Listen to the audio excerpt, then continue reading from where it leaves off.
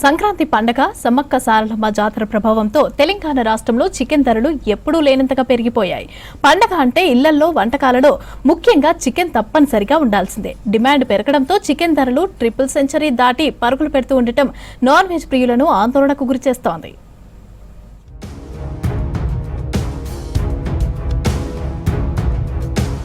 సంక్రాంతికి చుట్టాలు కుటుంబ సభ్యులతో విందు భోజనాలు చేస్తాం.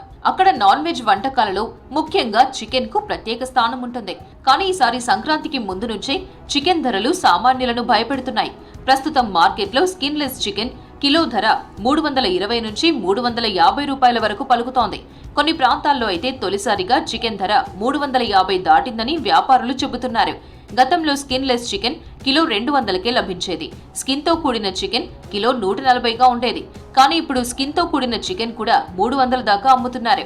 ఇక లైవ్ బర్డ్ కిలో ధర గతంలో 140 ఉంటే ప్రస్తుతం 200 రూపాయలకు చేరింది. దీంతో సామాన్యులు కోడి కూరతో భోజనం చేయాలంటేనే భయపడుతున్నారు.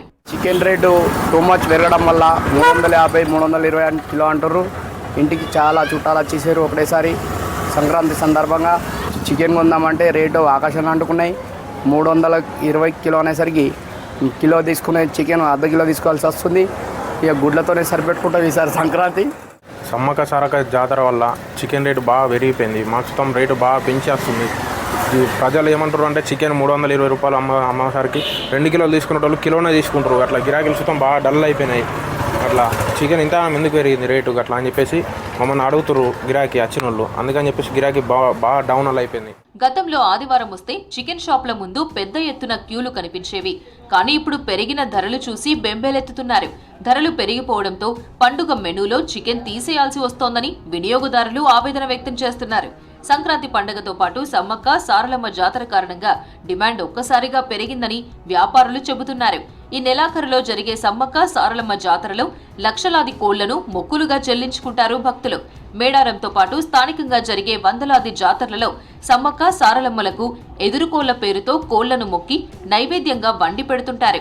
ఇంకోవైపు సంక్రాంతి తర్వాత వచ్చే కనుమ పండుగ రోజున ప్రతి ఇంట్లో చికెన్ ముక్కలతో కూర వండి తీరాల్సిందే. ఇలా 2 సందర్భాల్లోనూ కోడి కూరకు డిమాండ్ పెరగడంతో రేట్లు అమాంతం పెరిగిపోయాయి. రానున్న వారంలో డిమాండ్ ఇంకా పెరిగితే చికెన్ ధరలు 400 దాటినా ఆశ్చర్యపోనక్కర్లేదంటున్నారు. సామాన్య ప్రజలు లెక్క తక్కువ రేట్లు ఉంటేనే ఎక్కువ సేలింగ్ అయ్యేది. ఇప్పుడు రేట్ ఎక్కువ ఉండడం వల్ల ప్రజలనేది తక్కువ మంది మెంబర్స్ వచ్చి జరుగుతుంది. వాళ్ళు ఈ భోగి సంక్రాంతి దృష్టిలో పెట్టుకొని వాళ్ళు కూడా కొంచెం తగ్గిస్తే మంచుకుండు. కానీ అది దానికి అనేది 300-350 రూపాయలు పెంచుడు. వాళ్ళు పెంచితే మేము పెంచుడు. సామాన్య ప్రజలకు ఎక్కువ శాతం ఎవరికి తక్కువ రేట్లో వచ్చడం లేదు. ఈ చలికి వాతావరణంతో కోళ్ళ మోటాలిటీ పెరిగి కోళ్ళు చనిపోయి ఎదుగుదల లేక అదొకటి. తర్వాత ఈ సమ్మక్క సారక్క జాతరకు బాగా అవసరాలు ఉంటాయి కాబట్టి కోళ్ళ. తర్వాత ఈ 31 డిసెంబర్ ఎలక్షన్స్, ఇప్పుడున్న సంక్రాంతి హాలిడేస్కు పిల్లలకు చికెన్ కన్జంప్షన్ ఎక్కువ ఉంటుంది కాబట్టి అనుకున్నంత డిమాండ్కి తగ్గట్టుగా సప్లై లేదు కాబట్టి రేటు పెరిగింది. ఆ రేటుతోని చికెన్ సెంటర్లలో గిరాకీలు కూడా తగ్గినాయి. సామాన్యానికి అందకుండా రేట్ అయిపోయింది. మరోవైపు చికెన్ కున్న డిమాండ్ ను ఆసరాగా చేసుకుని కొంతమంది వ్యాపారులు అధిక లాభాలకు అమ్ముతున్నారన్న ఆరోపణలు కూడా వినిపిస్తున్నాయి. స్టాక్ దాచిపెట్టి కృత్రిమ కొరత సృష్టించడం, తక్కువ నాణ్యత గల మాంసాన్ని అధిక ధరలకు విక్రయించడం వంటివి చేస్తున్నారన్న అనుమానాలు వ్యక్తమవుతున్నాయి. ధరల పెరుగుదల వెనుక అసలు కారణాలు ఎంతైనా మధ్యలో వినియోగదారుడే నష్టపోతున్నాడన్న విమర్శలు ఉన్నాయి. మరోవైపు పౌల్ట్రీ రైతులకు మాత్రం దక్కేది అంతంతే.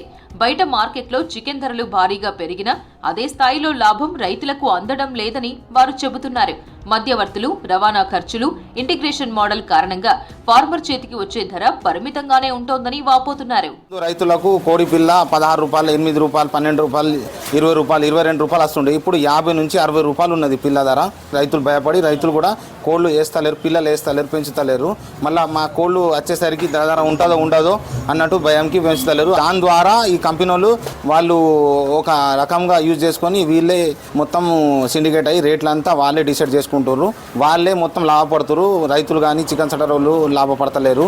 కస్టమర్లు కూడా ఇబ్బంది పడుతారు, ప్రజలు కూడా ఇబ్బంది పడుతారు. మొత్తానికి ఈసారి సంక్రాంతి పండుగకు చికెన్ కూర సామాన్యులకు కలగా మారే పరిస్థితి కనిపిస్తోంది.